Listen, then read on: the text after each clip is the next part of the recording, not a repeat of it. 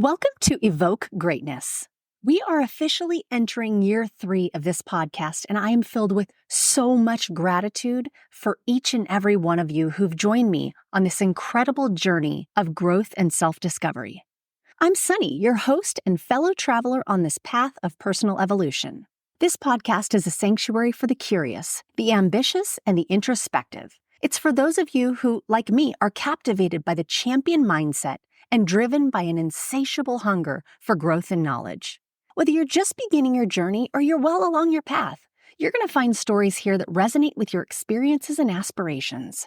Over the last 2 years, we've shared countless stories of triumph and challenge, of resilience and transformation. We've laughed, we've reflected, and we've grown together.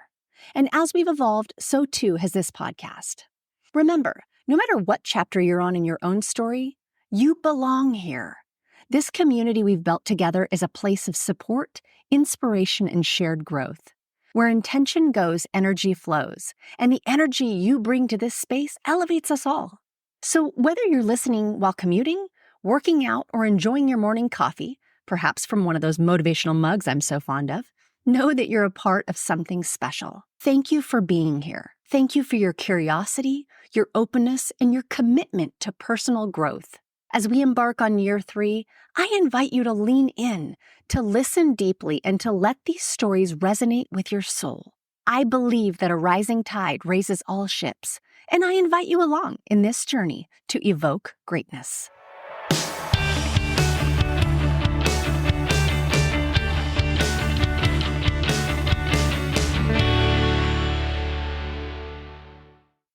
Welcome back to another episode of Evoke Greatness. Today, I'm excited to have with us a true innovator and transformation expert, Tiffany Rosik. Tiffany is not just an accomplished author, but also a dynamic business leader who has made her mark at the intersection of innovation and transformation. After a successful career in the tech industry, Tiffany took a bold step to found her own company, TGR Management Consulting, where she currently serves as CEO. Her expertise lies in advising Fortune 1000 companies, skillfully aligning their business and technology initiatives to drive growth and success. Tiffany's influence extends beyond her consulting work. She serves on multiple boards of directors, bringing her strategic brilliance to organizations committed to making a positive impact. She's also the sponsor of the podcast, The Business of Nonprofits, where they explore social entrepreneurship and philanthropy through a business lens. Today, we're going to be diving into insights from Tiffany's book, That's Not the Help I Need, Real Talk for Women About Winning at Work. Get ready for an engaging conversation that promises to offer valuable strategies for professional growth and success. Tiffany, welcome to the show. Thank you. I'm happy to be here. Yeah, absolutely. Well, I'm excited to have you on, excited to talk about your upcoming book. By the time this episode airs, your book will be out there ready to be purchased. So that's really exciting. But I would love to just kind of back up a little bit. And as we kick it off, can you share a little bit about your backstory? What does your journey look like? Sure. I'm happy to share. And I love actually talking about the growth. I think it is very common for women to follow the path that I did, but maybe not end up in a CEO spot. So I came out of business school. I BS'd in marketing at a small school in the middle of Illinois, Decatur, Illinois. And from there, I took on jobs as like a business analyst, a pricing analyst, a systems analyst. Ultimately, I got my master's degree in information systems management from Loyola University, Chicago. And then I was moving on into product management, program management. I started to make that climb upwards that way. So I like to say that I grew up in healthcare. So I started 20 some years ago when EMRs, e-prescribing tools were just coming out into physicians' offices. So I know not everybody listening to your podcast can probably relate to that. But at one point, we went into the doctor's office, they wrote on a notepad, and everything was printed out and handed to you. So I got to be a pioneer in many of those initiatives where we were digitizing and transforming healthcare as I was coming along. Ultimately, I made a switch into the consulting world.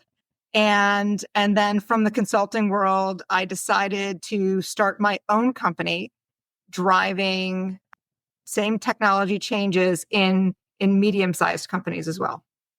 That's awesome. It's funny that you say that. I've grown up in healthcare as well. And I remember back, I'm dating myself. I remember back to the days, my first days working in the hospital, when we had trifolds that we actually had to write on.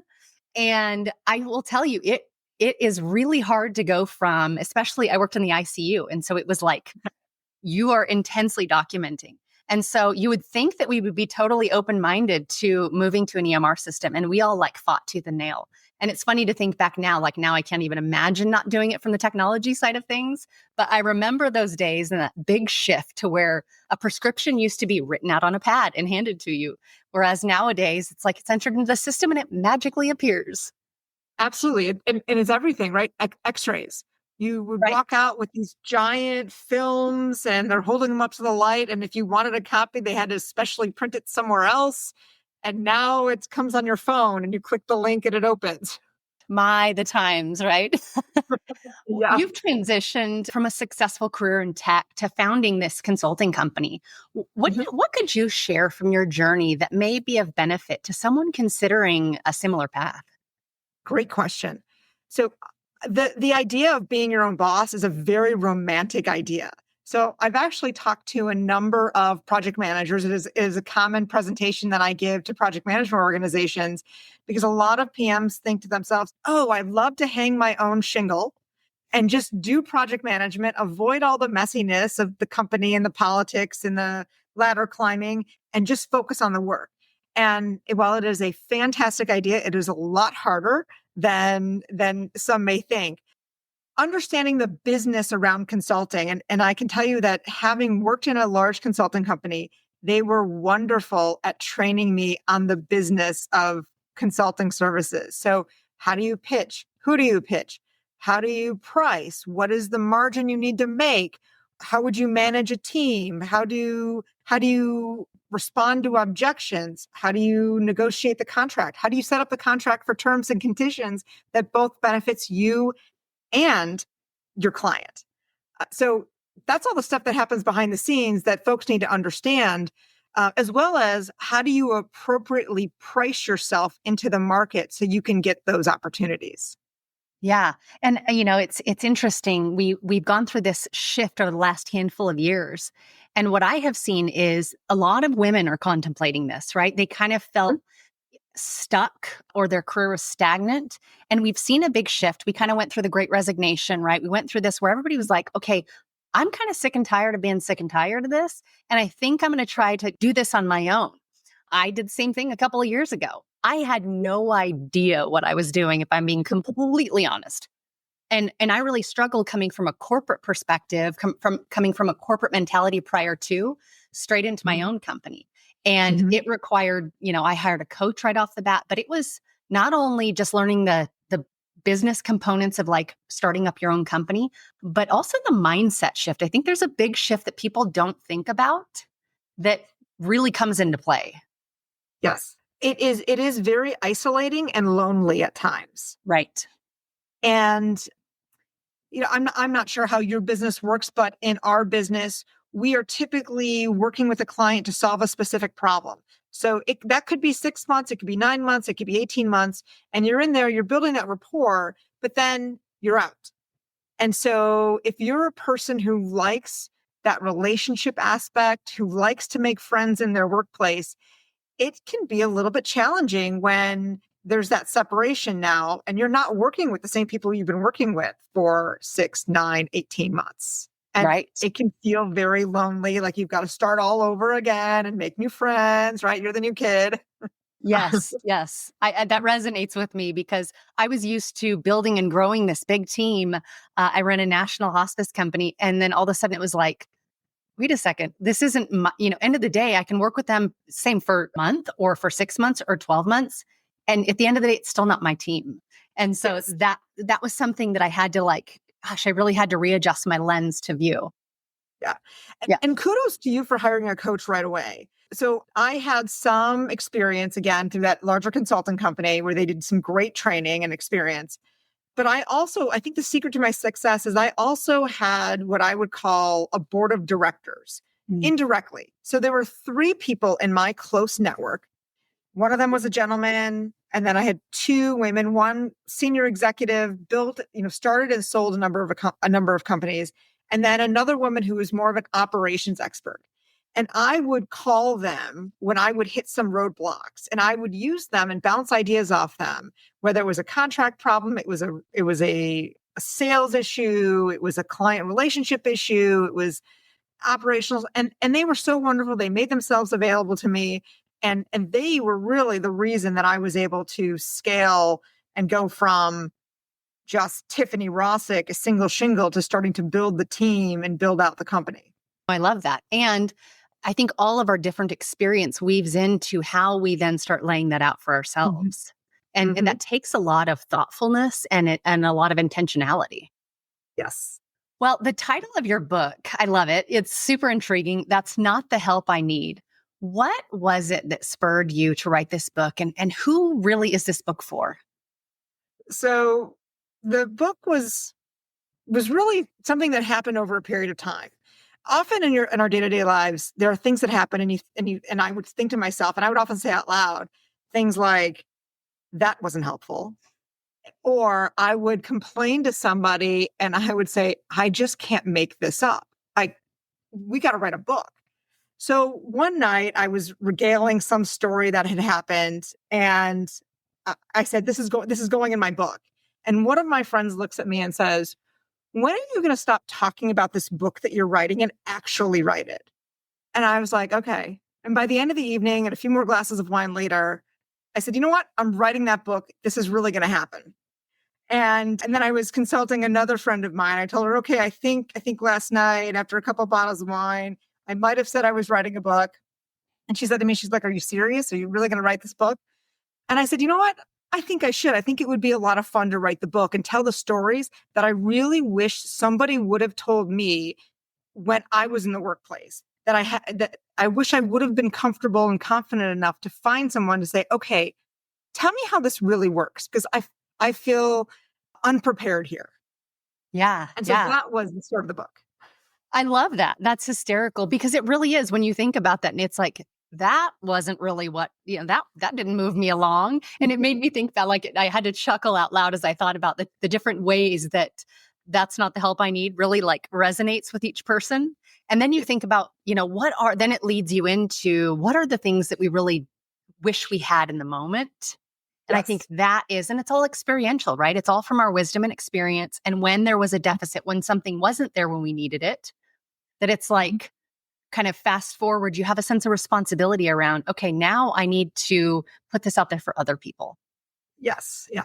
And I can tell you that in the book, I try to use some very positive examples. As I think back on my career, I was extremely fortunate to have several managers that did take the extra steps to position me for success, whether I knew it or not, or I understood it at the time or not. And so every chapter starts with a story, a true story in which somebody really sat down and ultimately gave me the help I need. It may not have been immediate. I may not have recognized it, but it really was the very specific thing that I needed. And I look back on that, and there's probably 7 or 8 of those transitional moments where without that person helping me along, I don't get here. Yeah. I think again, that too resonates very deeply with people, because as we think back, I think back to the people that recognized or poured into me in some way, shape, or another, that almost metaphorically put another paver in front of me and then another paver in front of me. And here I am 25 years into my career, and I'm like, okay, how can I put pavers out there for somebody else, Exactly. That's what I'm hoping this book becomes for many of the young women that are coming into the workforce today, whether you're in your career 5 years, 8 years, 15 years. I really do feel like there's something you can take away from this book that empowers you to take whatever that next action is for you. And your book addresses real challenges when women face at work. I'm curious, as you think about navigating workplace dynamics effectively, do you have any insights you've gained along the way of writing this book and reflecting back that you can share? So I talk a little bit about navigating difficult managers. And and I had a challenging manager situation at one point along the road. And I think one of the learnings that I had was trying to figure out when to use HR and when not to use HR. So HR, while they are absolutely the people champions in the organization, at the same time, they have a responsibility to protect the organization. So being very clear on what the problem is that you're describing and the help that you need from them, I think is the secret to being able to navigate HR in challenging managerial situations. In mine, I believed it was micromanagement because I was a female. And while I can't prove that, and that is a very difficult thing to prove, knowing and interacting with that HR person and being able to provide specific examples and where there were challenges allowed that HR person to step in an effective way and resolve the issue. Yeah. Yeah. It's interesting that distinction that you made about HR and the sides of the line they have to almost like toggle back and forth between. That's a great discernment. In your experience advising Fortune 1000 companies, what strategies have you found most effective for individuals to contribute to that, like that business technology alignment, regardless of what their position may be? Being open-minded. So the hardest hurdle for most organizations to get past is the people hurdle. There's a lot of behavior change that's involved. And so for individuals that are the most successful in organizations that are trying to drive change in some way, it's the ones that come to the table with an open mind and an I'm willing to try it attitude. Yeah, I would definitely second that. Having done a number of like technology overhauls or re-implementing something company-wide, it is one of the most painstaking processes you can do because there is so much resistance to it. And I think being able to get people's buy-in and giving the why behind why you're making that change. But I think at the end of the day, it's that, the book, Who Moved My Cheese, right? It doesn't matter how big or how small that cheese is. It was my cheese and you moved it. Yeah. That is such a great book, and it plays out almost every time, Right. in a technology project that we run. Yeah. But there always seems to be that resistance to just doing something different. And I think that's human nature, right? It's like having to learn something a little bit different, or even making that shift, like I mentioned early on, which was going from a more of a kind of a paper side of things, paper charting, to electronic charting. Well, nowadays, I think there actually still are some companies who are paper charting out there.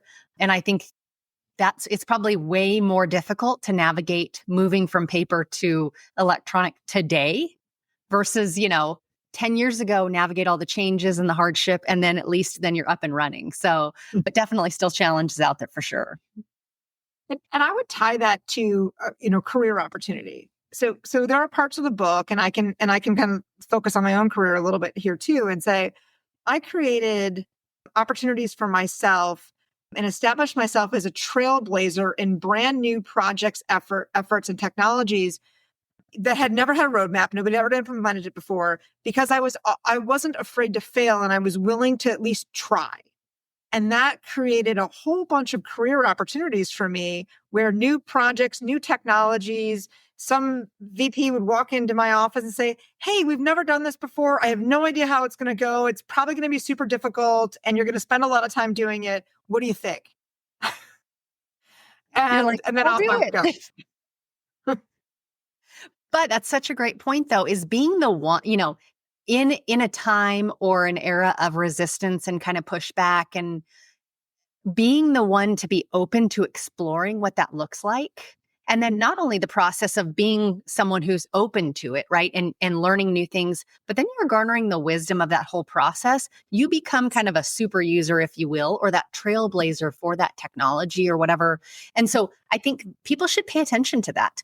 When looking from a career growth perspective, being open to those new things and being the one willing to kind of take the flag, plant it in something new, but also the skill set that we get in offering the buy-in, right? Offering kind of the vision around it, and being able to have people who haven't seen it yet, haven't done it yet, actually lock arms with you to make it successful. Yes. Yeah. The relationship building. There's right? no better relationship than the one that's forged through those difficult times, that trial and error, because you've rolled up the sleeves, you've kind of been in the trench with them for a little while. Whether they're going to be your best friend or not, or their personalities maybe don't match, there's a respect that you garner from having that shared experience. Right. Absolutely. Yeah. And that in itself, what that does to your resume is Yes. huge. But then it additionally can create career opportunities for you for growth within your company, or it may just give you an additional set of skills that, if you continue to grow maybe elsewhere. Correct. Well, I think one of the things that people are really challenged with, I think it's challenging and causes some major anxiety in folks, is conversations around compensation. What approaches have you seen work well for that thinking outside of the box in regards to additional compensation opportunities outside of your annual review? Yeah, this one has a few different spider webs around it. I think one way to strengthen that compensation conversation is having real goals and objectives. And it kind of ties into that performance review. Oftentimes and I don't necessarily say that it's a female problem, but we sort of shrug off those performance reviews thinking that it's a little bit fluffy and it's inconvenient.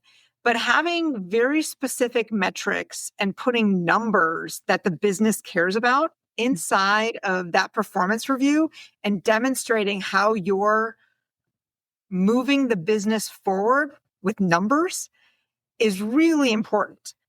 Whether you're asking for more money in your performance review cycle or being opportunistic when something else opens up between performance review cycles, you still need to have the numbers. Right. And so that's one area. As far as being creative and crafty, I think it depends on the type of company that you're in and the environment that you're in. Bigger companies tend to have more rules. They're a lot more rigid. It requires layers of approvals to be creative. It's not impossible, but it requires layers of approval to be creative. They also tend to lead the market in creative incentive structures. So bigger companies have that advantage for them. If you're in a medium or a smaller company, I think you've probably got the most opportunity to be creative, to ask for things for more time off, for more vacation time, for seminars or other educational support without having to go through as many hurdles. So one example that I knew of, I had a friend who really enjoyed volunteering. So as part of her additional compensation, she was allowed 1 day a month, so essentially 8 hours of time off to go and volunteer. And whether that's making lasagnas or working in the food bank or, whatever that was to her, that was time that the company essentially paid for her to go and do that work that was valuable and important to her. And it's about being creative, right? And it should be mutually beneficial, because if you're showing up with a solid performance and being able to think outside of the box, I know from an executive coaching perspective, when I have clients who approach me about executive coaching, I'll often say, have you thought about talking to your company about maybe not even paying for all of it, but maybe for paying part of it? And sometimes companies pick up the entire bill for it, because when you have that focus of high performance coaching, they're like, okay, wait a second, this is definitely going to be mutually beneficial. And so I think, but being able to be open and creative and just to have the conversation. At the end of the day, there may be some no's, maybe this isn't aligned, but then inside of every no, somewhere, inside of so many no's is going to be a yes. And I think being creative with a lens of how can it mutually benefit myself and my organization, definitely a way to go. I want to point out something that you said about the yeses and the nos. The question not asked is always no. Mm. So one of the ways in which I was additionally compensated in the workplace was by being allowed to be a coach of my kids' sports teams. Now, nowhere in my wildest imagination, career path plan, did I ever intend to be an ice hockey coach. But the need presented itself, and I was going to have to leave work early anyway to get them to whatever practices they were going to. But I found that if I talked to my employer and I said, hey, I actually want to coach this team, which means we're going to practice these days at these times, and I'm going to need to leave early for this, that they were willing to do that. They thought that was a great leadership opportunity and a great way to represent the organization. And in one case, one instance, they actually sponsored the team. Oh, that's awesome. Yeah. And think about that, right? If we get back to the place where we are focusing on, when I speak in different conferences, I often reference this commercial, and I don't know if you'll remember it, but it was a milk commercial, and it said, "Happy cows make happy milk." And I think about that relative to employee like satisfaction and fulfillment. And if we have people who are fulfilled and satisfied in their role, because they're able to have some flexibility around being able to coach and having the flexibility to get off a little bit early, guess what? It's not that they're not working their full hours. It's not that they're not putting in all the effort. They are, and they're showing up happier. Guess what? Happier, more fulfilled employees equates to higher productivity, higher revenue. All of those things go hand in hand. And so I think when from an organization or employer shift in lens to see that, I think they're way more open to it. This is where we hit the pause button. I hope you enjoyed part 1 of my interview with Tiffany Rosik. Make sure to join us next week for part 2, where we talk through rebuilding after layoffs and career setbacks, leveraging skills from outside work, preparing for board service, and staying relevant in a rapidly changing world. Hope to see you back next week.